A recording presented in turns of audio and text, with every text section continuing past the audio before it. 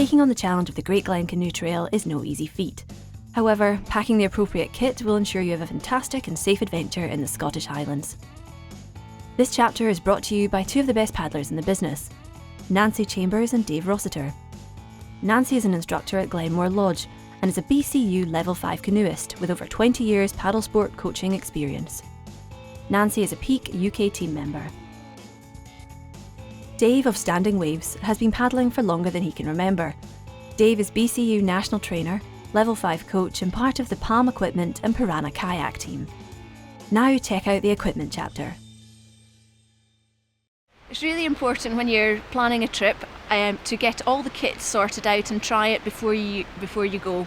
If you haven't done that, then you might find when you get out there that something doesn't work as effectively as you would like it to. It's brilliant if you could be self-sufficient when you come on one of these trips. There will be places that you can stop off along the way and get extra things, maybe extra food, extra drink. But if you could be really self-sufficient and look after yourselves along the way, that would be perfect. Clothing's really important for your trip. You want to be comfortable whilst you're going out. Now it's a bit of a cold day today, so I have got on thermal trousers.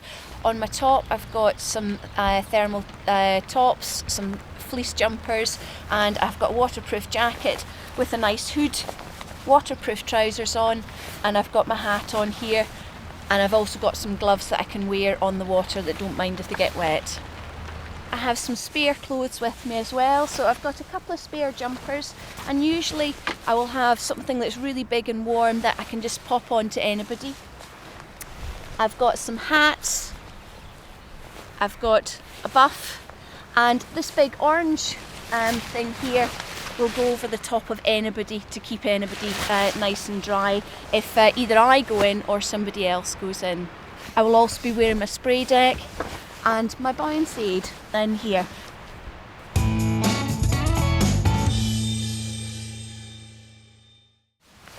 Inside my buoyancy aid I have got a knife just in case I need to sort out anything on my boat. I've got some emergency first aid stuff, so a bit of tape, a bit of plaster. I have got a phone that's in a waterproof bag. I've got my VHF on here. And I've got some, again, a little strobe that I can attract attention with, and my trusty emergency food.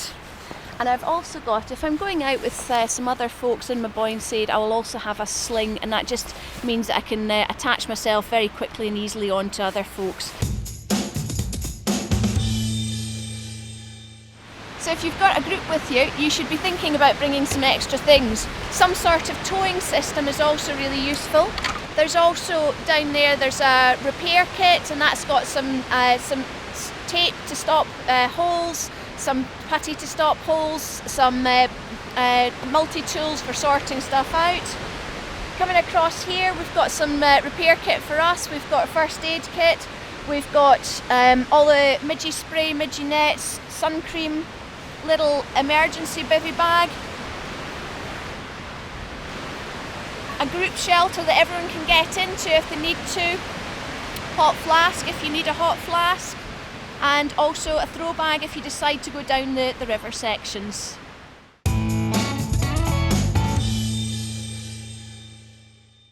So once you've got all your equipment sorted and you know where you're going to put it all, it's really important then to get yourself a really good quality dry bag.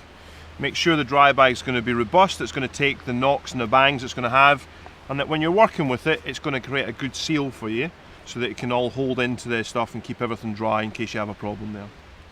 So canoeing, we'd recommend that we'd have a minimum of spare paddle, and that's per canoe, so that we've got the option there.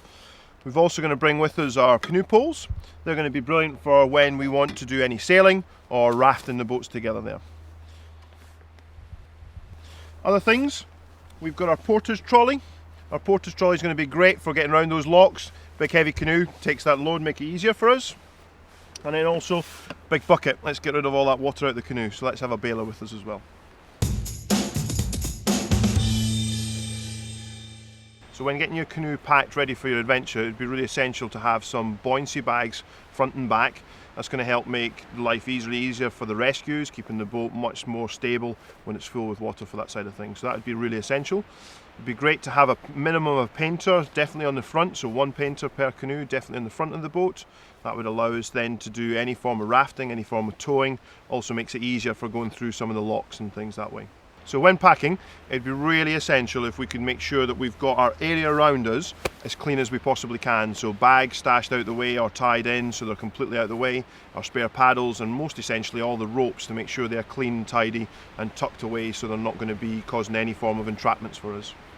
So handy things, you're going to want potentially your map, you're going to want that close by, the ability to get to your spare paddle easily, that would be a useful thing for us, and then things that you're going to need for the day, so your flask, your spare food, etc. Having that all kind of close to hand would be a good thing as well.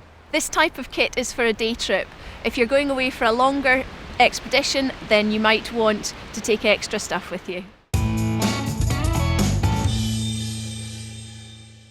So if you're going on a longer trip there, I would recommend that you were to bring along, you're going to need some shelter, so a tarp, a tent. For your group, you're going to need to bring along your stove, your food obviously that you're going to go there, and you're going to need some extra clothes with you as well. So in terms of food, if it's a cold weather day, then I would like something warm in the morning, so porridge. At lunchtime it's good to get a hot drink, so either from the flask or from the Kelly kettle. And in the evening, something quick and easy to make, so rice or pasta would be good. Definitely some chocolate. Love my chocolate to kind of keep that enthusiasm high, and I would love to be able to have some fresh fruit as well, so that would kind of keep me going as well. So that'd be good.